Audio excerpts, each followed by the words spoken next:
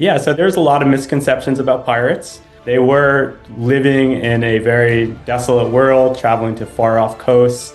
I don't think they forced people to walk the plank. They would probably just throw someone overboard, So pirates probably didn't wear mascara. I've always liked this idea that they did dress in these outfits, these like worldly outfits with like silks and other material from far off places because they did travel, they did cross oceans, they did interact with far off cultures. And by the time your cotton clothing reached the other side of the ocean after many months at sea, it was basically rotten. And maybe they would take a ship that had silk on board and then they would make their clothes.